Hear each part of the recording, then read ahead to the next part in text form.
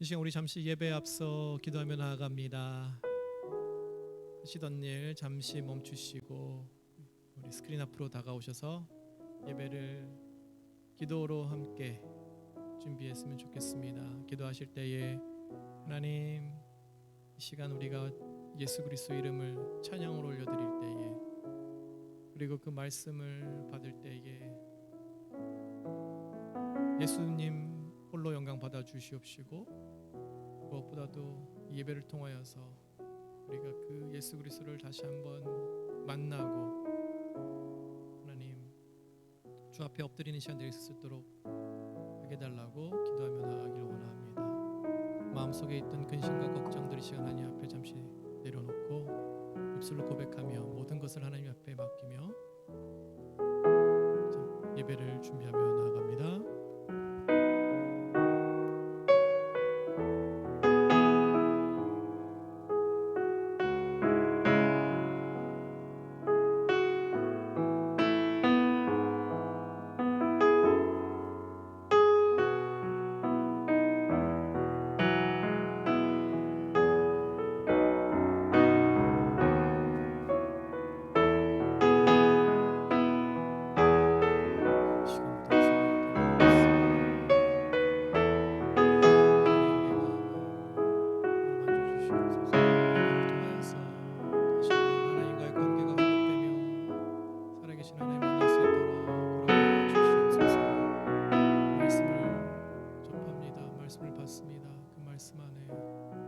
생명이 있음을 우리가 알고 있습니다. 그 말씀을 받고 생명의 근원 되신 예수 그리스도의 이름으로 전진하기를 원합니다. 이 시간 주인공 되신 예수님, 하나님 예배 받아 주시옵소서.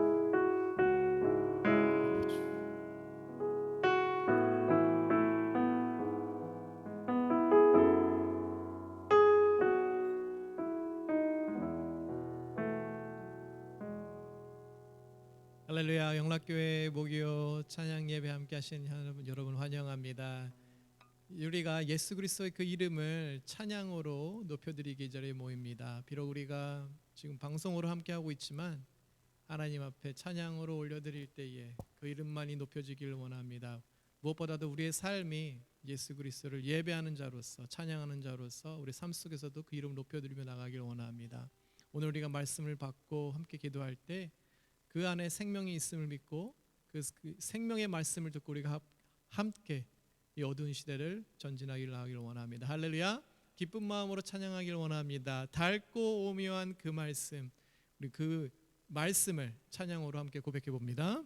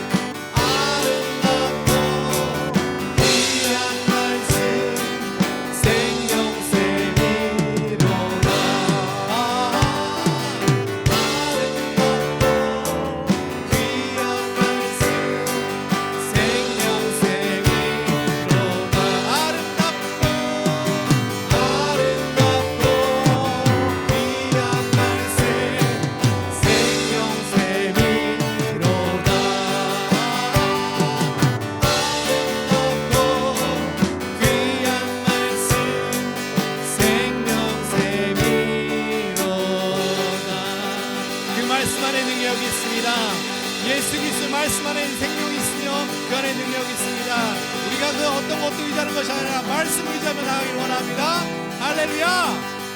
예수 그리스도 안에 생명이 있습니다. 말씀 안에 생명이 있습니다. 할렐루야. 아멘. 아멘.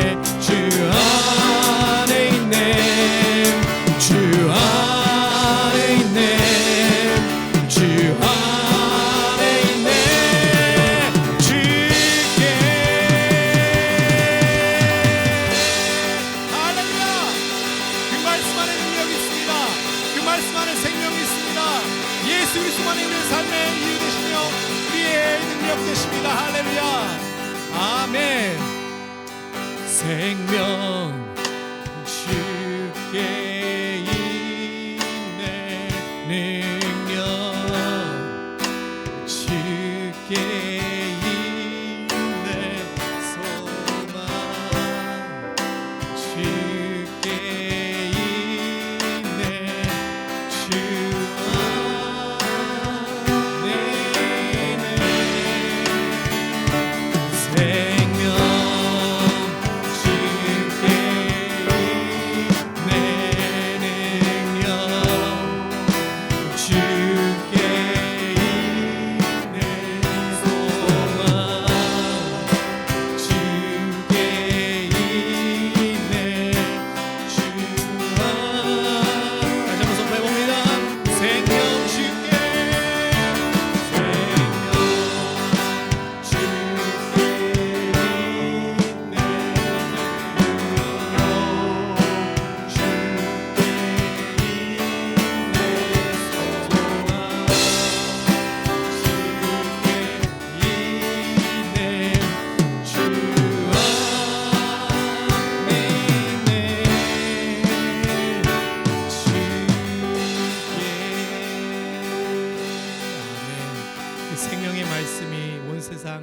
펴져나가길 바랍니다.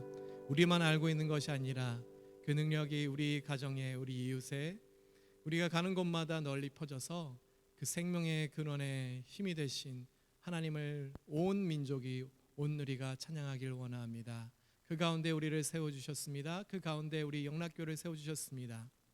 그 말씀이 멀리 멀리 퍼져나가며 그 하나님의 이름이 온 누리에 선포될 때까지 우리가 함께 나가길 원합니다.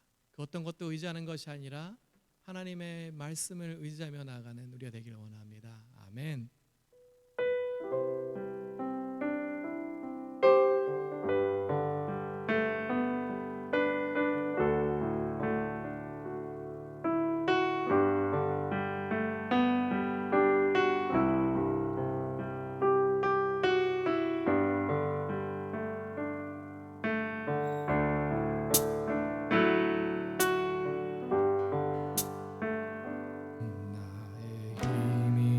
신 여호와여,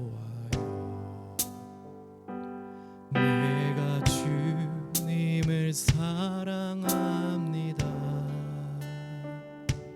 주는 나의 반석이시요 나의 요새시. 다시 한번 고백합니다. 나의 힘이 되신, 나의 힘이 되신 여호와여, 내가 주님을 사랑합니다. 주는 나의 반석이시며 나의 요새시. 주는 나를 건지시는 나의 주, 나의 하나님, 나의 피할 바위시여, 나의 방패시여,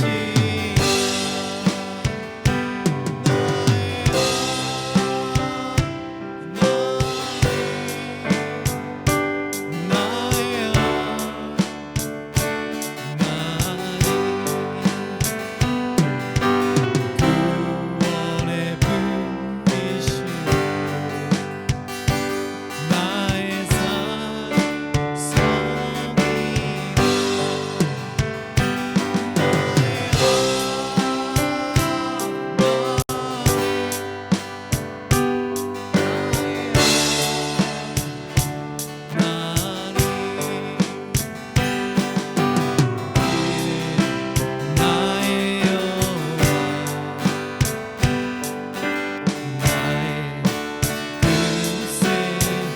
생명이신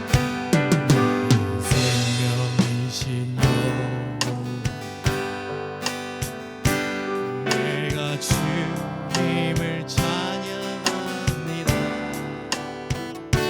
주는 나의 사랑이시요 나의 지시요. 주는 나를 이끄시어 나의 길 인도하시며 나의 생의 목자 되시니 내가 따르리라.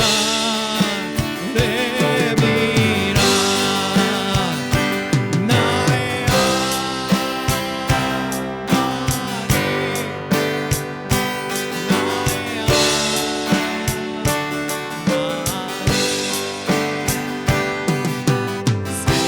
생명의 멸관으로 내게 신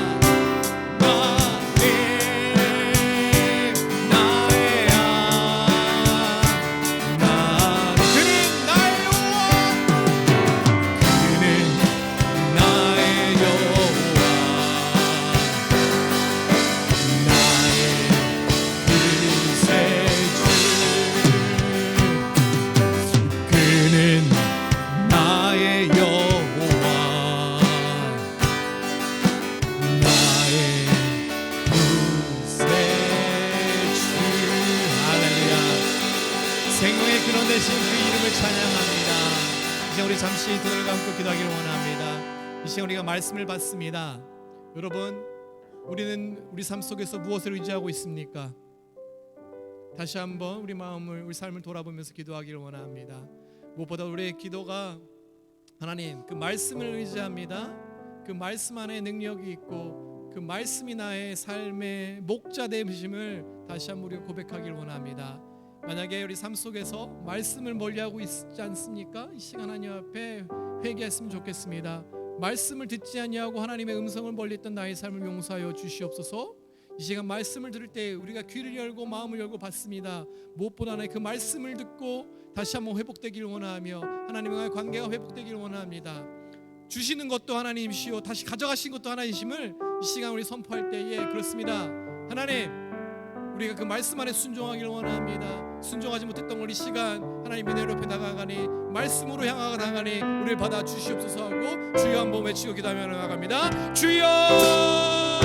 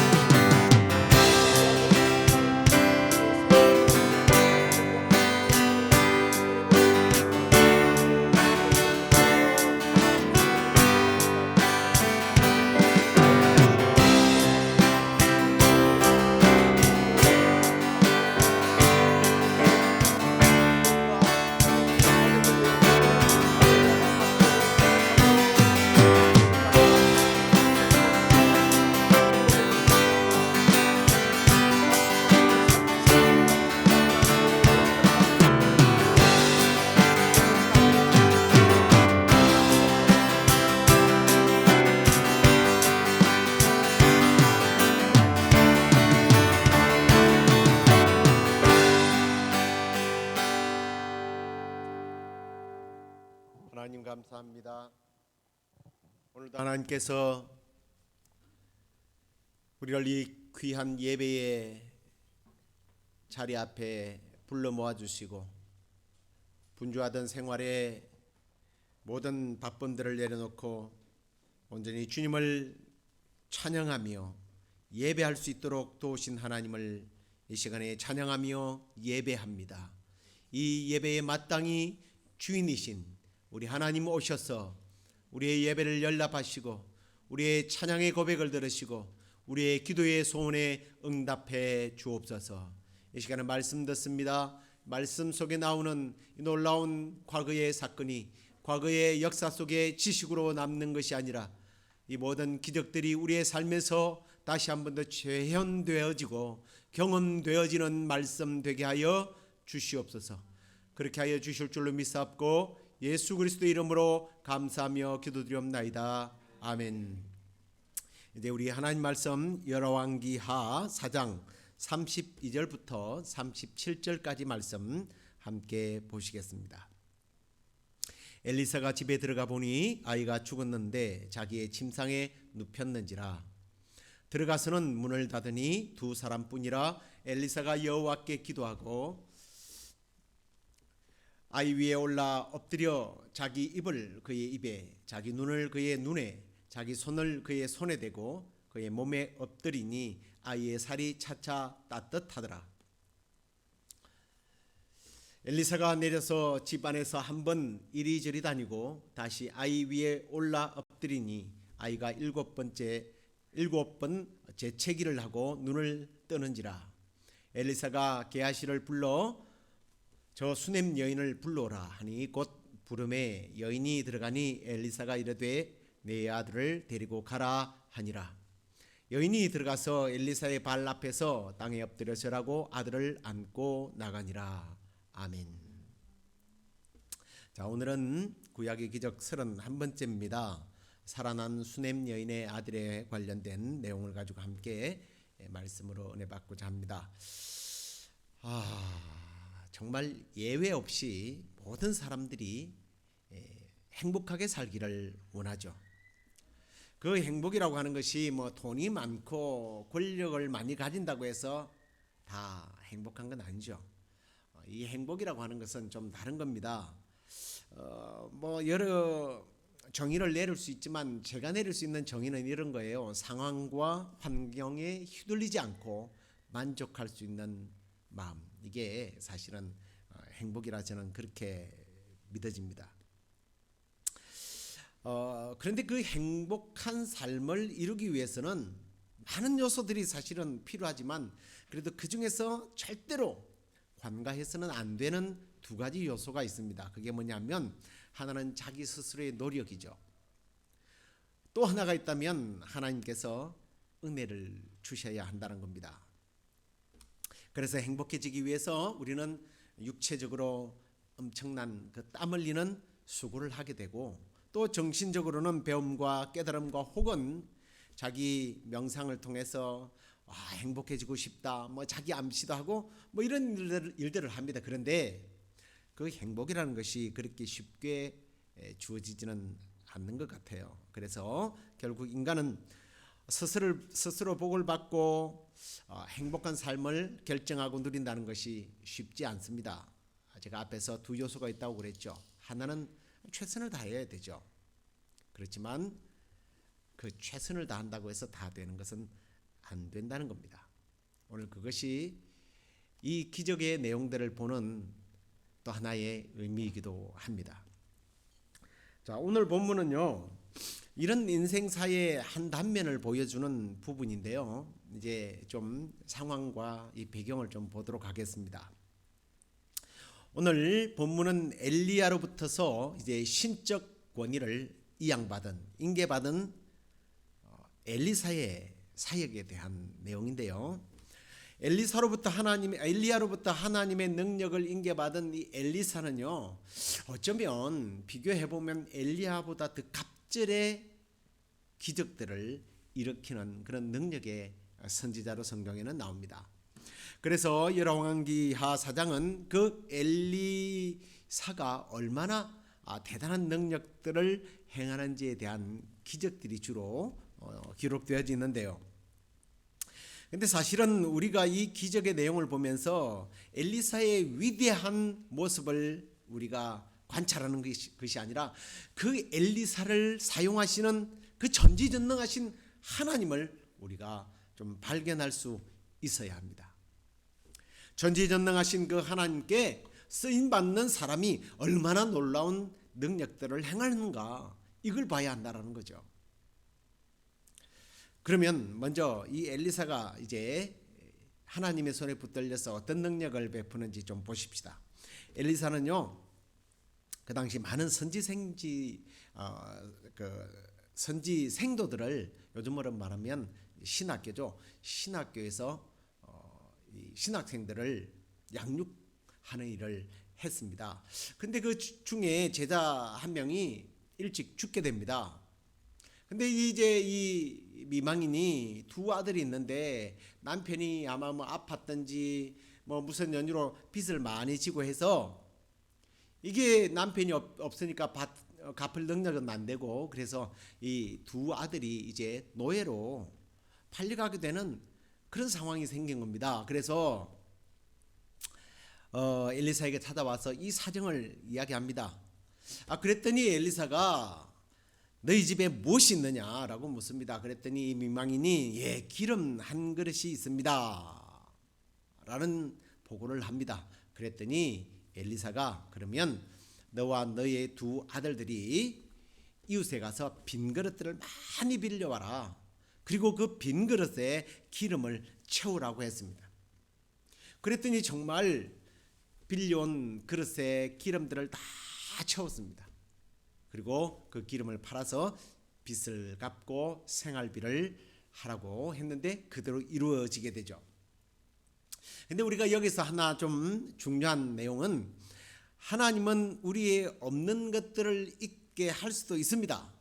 뭐 없는 것들을 통해서 얼마든지 일하실 수도 있지만, 그런데 그런 일보다 때로는 하나님은 우리가 가진 아주 작은 달란트, 이 여인이 기름 한 병밖에 없었던 것 같지만 그 참 사람들이 보기에는, 세상의 기준으로 보기에는, 인간적으로 평가하기는 뭐 그렇잖아요. 별것 아닌데, 별 볼 일 없는데 저 사람 건강도, 저 사람 실력도, 저 사람 뭐 학교도 뭐 별 볼 일 없는데, 별 볼 일 없지만 하나님이 하나님의 손에 붙들리기만 하면 이런 놀라운 기적의 사람이 될 수 있다는 것을 우리는 이 말씀 속에서 깨닫게 됩니다. 내가 가진 것이 인간적으로 볼 때는 정말 별 볼 일 없어 보입니까? 그렇다고 해서 기죽지 마십시오. 그리고 실망하지 마십시오. 그것이 주님의 손에 들려지도록 하십시오. 그러면 여러분의 그 작았던 그것이 세상을 놀라게 하는 그러한 놀라운 기적을 행하는 도구가 될 것입니다. 성경에 보면 어린아이가 자신이 먹을 도시락 하나를 굶주린 대중을 위해서 예수님께 내어놓았을 때에 이 물고기 2마리, 보리떡 5개가 장정만 5,000명을 먹이고 12바구니를 남기게 되는 기적을 일으키잖아요. 누구의 손에 들리느냐? 문제는 그거예요. 문제는 내가 들고 있는가 아니면 주님의 손에 들려지는가, 여기에 우리의 인간의 행복이 달려있다는 겁니다. 이것이 삶의 질과 양과 그리고 행복을 결정하는 요소가 됩니다. 지금 여러분의 가진 그것이 누구의 것입니까? 누구의 손에 들려 있습니까? 나의 것입니까? 아직도? 아니면 주님의 것으로 맡겨놓았습니까? 구약 성경에 보면 이런 말씀이 있죠. 잘 아는 말씀이죠. 네 식물을 물에 던지라. 그러면 몇 날이 못 되어 도로 찾으리라. 그냥 찾는 게 아니에요. 더 놀랍도록 하나님께서는 찾게 하실 겁니다. 아마 한 번쯤 여러분들께서 들어본 이야기일 겁니다. 오래전에 영국 런던의 한 다리에서 있었던 일이라고 해요. 한 불쌍한 노인이 다리를 건너다니는 행인들에게 구걸을 하는데, 뭐 전에 그 한국에 살 때 보면 지하철에 가면 이 하모니카를 막 불면서 사람들에게 구걸하는 분들이 계시잖아요. 근데 뭐 우리나라는 주로 하모니카지만 뭐 유럽 같은 데 가면 주로 이렇게 바이올린을 켠단 말이에요. 이 노인이 낡은 바이올린 그 뭐 소리도 거의 나지도 않는 그 바이올린을 가지고 연주를 막 하는데, 하면서 구걸을 하는데 사람들이 뭐 이 영감님을 주시하겠습니까? 쳐다보지도 않아요. 듣지도 않아요. 모두 바쁘기 때문에 다 지나가 버렸습니다. 근데 마치 그곳에 지나가던 한 외국인이 그 노인을 물끄러미 쳐다보고 있다가 노인에게 다가가서 그 낡고 쓸모없어 보이는 바이올린을 잠깐 자기에게 빌려달라고, 내가 한번 연주해 보겠다고 하면서 그가 연주를 하기 시작했습니다. 이 외국인 손에 들려진 노인의 낡은 바이올린이요, 기가 막힌 매혹적인 아름다운 선율이 막 울려 퍼지기 시작하는 거예요. 주위 사람들이 드디어 이 바이올린을 켜는 사람을 주시하면서 한 사람 한 사람 모여들기 시작합니다. 그리고 이 노인에게 드디어 동전들을 던져주기 시작합니다. 막 감상을 하던 중에 어떤 한 사람이 저 사람 파가니 같은데? 그러자 다른 사람들이 맞아, 바이올리니스트 파가니니다. 당시 전 유럽의 선풍적인 인기를 끌고 있었던 천재적인 바이올리니스트 파가니니가 거기서 연주를 한 거예요. 정말 낡아 빠진, 소리도 잘 나지 않았던 이 바이올린이지만 누구의 손에 잡히느냐에 따라서 아름다운 연주가 울려 퍼질 수도 있고 깽깽거리며 다른 사람들의 귀를 막아버리게 할 수도 있다는 겁니다. 누구의 손에 들려있느냐? 나는 지금 누구에게 내 삶을 전당 잡히고 있는가? 내 삶을 누가 붙들고 있는가? 거기에 따라 나의 삶의 질과 양과 그리고 미래가 달라지게 될 것입니다. 나를 바라보는 세상 사람들의 가치 기준에 나의 삶을 평가하지 마시기 바랍니다. 나의 삶을 주님께 평가받으십시오. 주님께 평가받는 방법은 딴 게 없습니다. 오늘 이 선지 생도의 부인처럼 주님, 나에게 이것밖에 없네요. 이거라도 주님을 위해서 쓸 수만 있다면 나를 붙들어 주십시오. 나를 사용해 주십시오. 주님께 내 삶을 맡기고 주님으로부터 오는 참된 행복을 발견하고 누리는 저와 여러분 되기를 주의 이름으로 축원합니다. 자, 그리고 이 일이 있은 얼마 후입니다. 엘리사가 수넴이라고 하는 지역을 자주 방문했습니다. 아마도 이 수넴을 통해서 이제 갈멜산에서 이 왕궁으로 왕래를 했던 것 같은데요. 이곳에 지나가는 엘리사를 보고 한 귀부인이, 유명한 동네에 귀부인이 식사 대접을 하게 됩니다. 그 인연으로 인해서 계속해서 이제 이곳을 지나갈 때마다 엘리사를 극진히 대접을 해요. 그리고 이제 이걸로 끝나는 것이 아니라 이 여인이 남편에게 부탁을 해서, 이분은 거룩하신 하나님의 사람인데 그냥 갈멜산까지 그 동네에서 40km거든요. 계속 왔다 갔다 하는 게 힘드니까 우리 집에서 좀 쉬다 갈 수 있도록 방을 하나 마련하는 게 어떻겠습니까? 했더니 남편도 그것도 좋지요. 그래서 이제 새로 방을 하나 만듭니다. 거기다가 뭐 침상, 책상, 의자, 촛대까지 다 해서 하나님의 종인 엘리사와, 그리고 이 사환, 뭐 종이라고 그러죠. 뭐 이게 그냥 노예는 아닙니다. 이 사환이었던 비서죠. 게하시가 함께 그곳에서 머물게 됩니다. 근데 이 여인이 정말 너무 잘 섬기니까 어느 날 엘리사가 게하시를 시켜서 이 부인을 좀 데려오라. 그래서 데려다 놓고 문 밖에 있는 사람에게 뭐 방으로 들이지는 않았습니다. 게하시에게 그렇게 묻습니다. 혹시 나에게 이렇게 정말 잘해주는 이유가 왕에게 혹은 왕의 사령관에게 뭐 억울한 일이 있어서 그거를 좀 이야기해 달라고 이런 거 아니냐, 한번 물어봐라 그랬습니다. 그랬더니 이 여인이 이 소리를 듣고 아닙니다, 나는 내 백성 중에 거하나이다 라는 말을 해요. 성경에 보면 내 백성 중에 거하나이다, 이 말은요, 나는 무슨 대가를 바라는 사람이 아니에요. 나는 그냥 이스라엘의 백성으로 만족해요 라는 말이에요. 당시 엘리사는요, 나라에 엄청난 영향력을 행사하는 그런 선지자였습니다. 그 당시에 이스라엘, 북이스라엘 왕이 여호람이었는데요, 여호람 왕이 통치할 때 그렇게 선한 왕이 아니었어요. 선한 왕이 아니지만 전쟁이 나거나 자연재해가 일어나면 어쩔 수 없이 엘리사에게 도움을 요청했고, 엘리사가 기도로 또는 기적을 통해서 도와주니까 왕이 엘리사에게 꼼짝하지 못했습니다. 좀 엘리야와 다른 면이죠.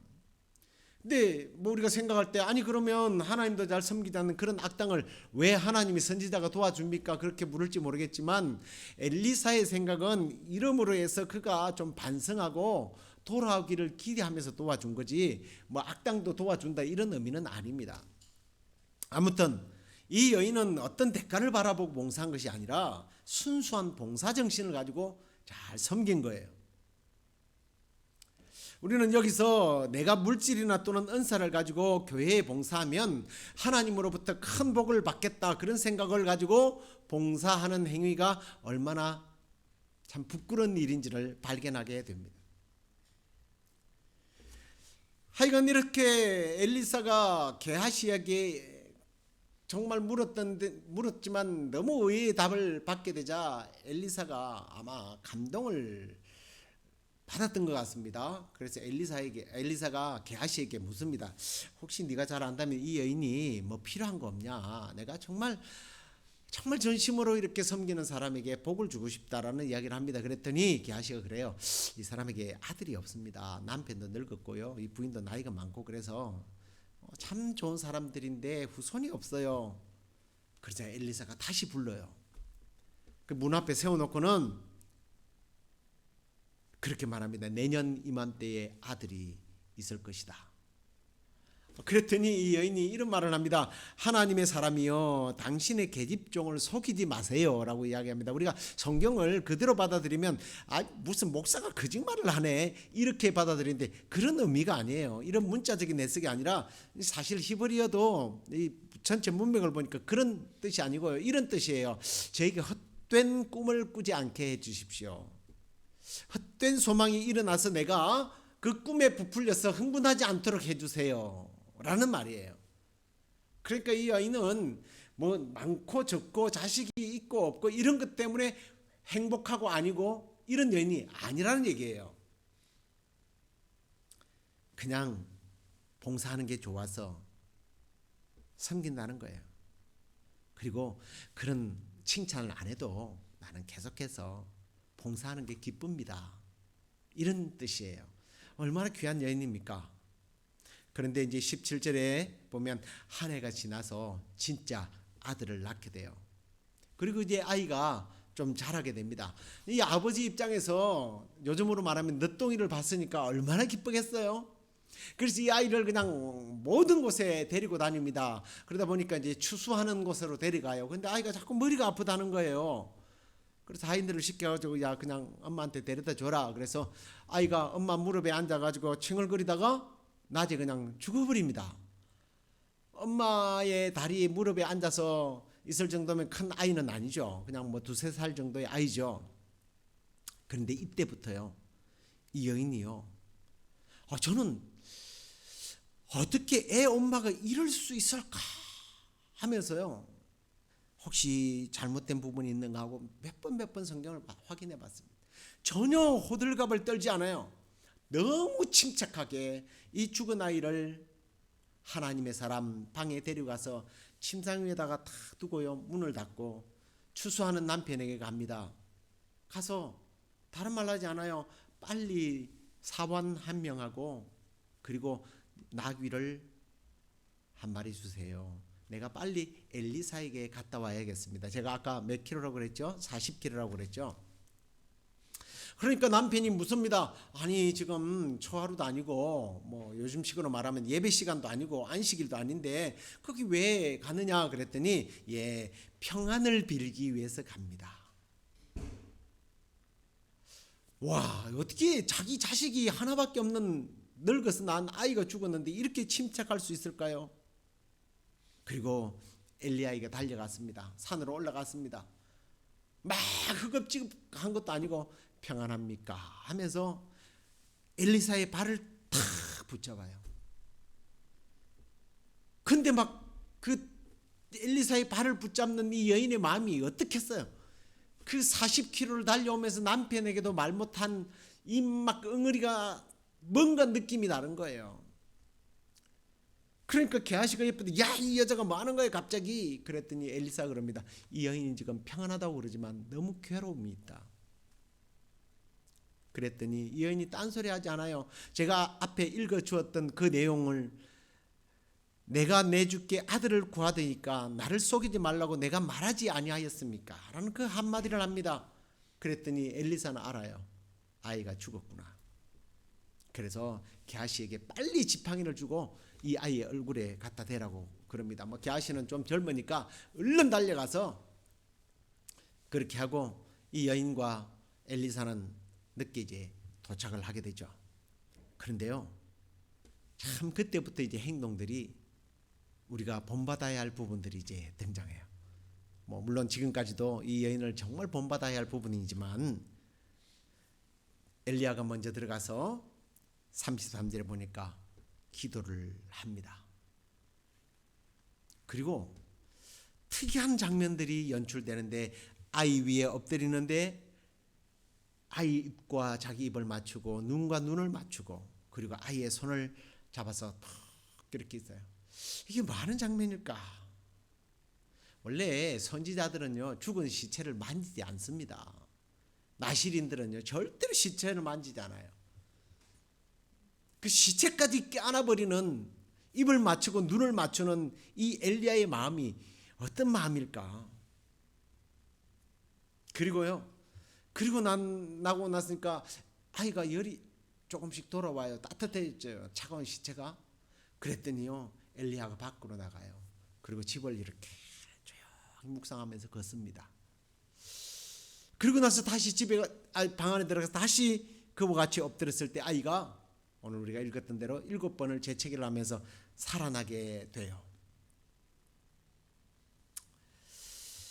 근데 우리가 여기서 엘리사가 뭔가 이런 특이한 행동 때문에 아기가 살아났을까요? 그건 아니에요. 하나님께 제일 먼저 뭐 했어요? 기도했죠. 기도가 기적을 일으키는 비결이었고, 그 기적 다음에, 그 기적을 일으키는 기도 다음에 뭐예요? 사랑의 마음이었어요. 남의 슬픔까지 죽음까지 껴안아버리는 그 사랑하는 마음, 그 마음이 하나님의 마음을 감동시켰습니다. 그럼 왜 서성거리며 돌아다닐까요? 엘리사 역시 이 여인처럼 호들갑 들지 않아요. 흥분하지 않아요. 여기저기 집으로 돌아다니는 것은 하나님의 임재, 하나님의 응답을 기다리는 자세입니다. 우리가 정말 배워야 할 부분이죠. 하나님께 문제가 생길 때 기도하라. 그 다음에 뭐하라? 사랑으로 기도하라. 그리고 응답을 조용히 기다리라.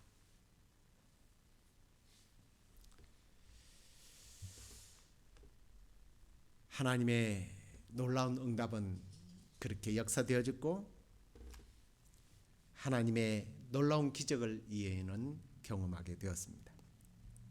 이 수넴 여인은 남편의 사랑을 독차지할 뿐만 아니라 주변 사람들에게 존경을 받는 상당한 지위와 부를 누렸던 여인이었습니다. 하지만 이런 여인에게도 자녀가 없다는 그 자체가 이 여인에게 있어서 장애였죠. 앞에도 제가 그랬죠. 인간의 실력으로, 인간의 능력으로, 인간의 노력으로 모든 것이 행복해질 수 없다라고 말씀을 드린 부분입니다. 그런데 이 여인이 하나님의 사람을 자신의 가정으로 모심으로 귀한 아들을 얻게 되죠. 그것은 하나님의 사람이 아니라 하나님을 자기의 삶에 모셔드린 거예요. 그리고 또 죽었지만 다시 살아나는 기적을 경험하게 되었습니다. 이게 무슨 얘기예요? 기적은 결코 인간 스스로 쟁취하고 노력한다고 해서 되는 것이 아니라는 앞에 제가 행복에 대한 요소를 말씀드린 부분입니다. 참된 행복은 결국은 하나님으로부터 온다는 사실, 이 사실을 잊지 마십시오. 그런데 왜 아이가 죽어요? 반문할지 모르겠지만 행복은 우리에게 하나님께서 주시는 구원으로 한번 좀 바꾸어서 이해해 보십시오. 우리에게 찾아온 이 구원의 복을 우리가 받아들인 후에 그냥 계속적으로 구원의 기쁨을 누리면서 살 수 있다면 얼마나 좋겠습니까? 마치 이 아이가 죽는 것처럼 우리의 구원, 우리의 믿음이 죽는 것처럼 흔들릴 때가 있어요. 나뿐만 아니라 우리 주위에 믿음이 떨어지고 실족하는 사람이 있습니다. 그럴 때 이 여인처럼 이 여인 전혀 호들갑 떨지 않죠. 근데 우리는 어떻습니까? 저 사람이 이렇다 저렇다 평가하고 또 내가 그럴 때 낙심하고. 이 여인은 흔들릴 수밖에 없는 자신의 행복, 그 평안을 하나님의 사람에게 찾아가서 엎드려서 붙잡고 다시 회복했던 것처럼 우리의 구원이, 우리의 행복이, 우리의 믿음이 흔들릴 때에, 또 우리 주위의 사람들이 그렇게 흔들릴 때에 지체하지 말고 하나님을 찾으시기 바랍니다. 그것이 잃어버린 행복, 식어버리고 죽은 것처럼 되어진 우리의 구원의 기쁨을 회복하는 비결입니다. 그리고 위기 앞에 이 여인이 하나님의 사람을 찾았고, 엘리사 또한 위기 앞에 침착하게 하나님 앞에 기도하고 하나님의 응답을 기다렸던 것처럼 내 인생의 위기 앞에 교회를 찾고 기도의 장소를 찾고 하나님을 찾아서 도움을 구하여 수넴 여인의 그 아기가 살아나듯이 우리의 믿음이, 우리의 행복이, 우리의 구원의 기쁨, 평안, 이것들이 회복되어지는 놀라운 기적을 저와 여러분들이 체험하는 그런 복된 삶을 살아가기를 우리 주 예수 그리스도의 이름으로 간절히 축원합니다.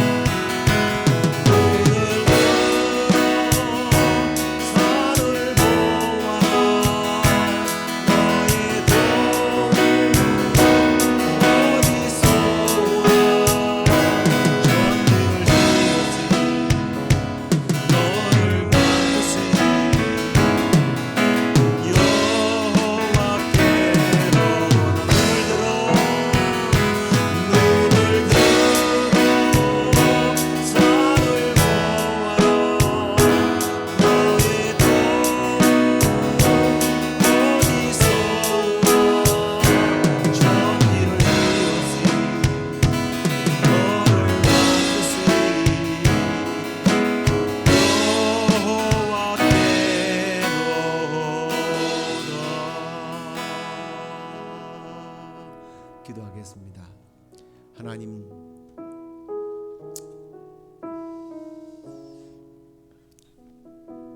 기름 한 그릇밖에 없는 선지생도의 아내처럼 지금 내 삶에 가지고 있는 것들이 세상 사람들이 말하는 대박, 놀라운 수익을 창출할 수 있을 만큼의 에너지, 재원, 밑거름이 전혀 될 수 없는 것들 뿐입니다. 그러나 하나님을 찾게 되었을 때에 기름이 마르지 아니하고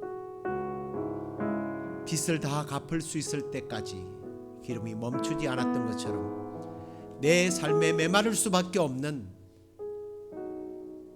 이 에너지, 이 체력, 이 지력, 이 영역, 기술, 이제 하나님의 손에 맡겨드립니다. 주님, 이 나의 빈잔을 높이더오니 주님 채워 주옵소서. 그리고 주님, 하나님의 사람을 접대하고 하나님의 사람을 위하여 선의를 베풀었다가 하나님으로부터 놀라운 은혜를 받았지만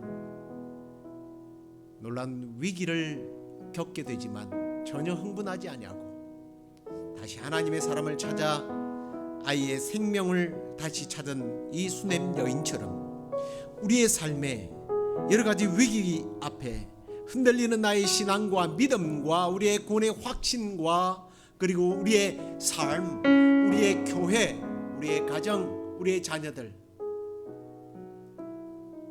마치 죽어버린 것 같이 희망이 없어 보이지만 그래도 이 시간에 주님 앞에 올려드립니다. 주님, 주님께서 다시 살려 주옵소서.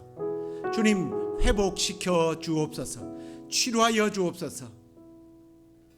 그래야 주님 사심을 세상 가운데 드러내는 우리 사랑하는 성도들의 삶이 되도록 인도해 주시옵소서. 지금은 우리 주 예수 그리스도의 은혜와 하나님의 크신 사랑과 성령의 위로 교통 충만하심이 내 삶을 온전히 주님께 맡겨드리고 주님으로만 채워지고 주님만으로만 행복해질 수 있음을 믿고 주님께 붙들려 남은 생애를 살아가기를 원하는 우리 시애틀 영락교회 성도들 그리고 이 방송을 듣는 모든 이들에게 지금부터 영원토록 함께 있을지어다. 아멘.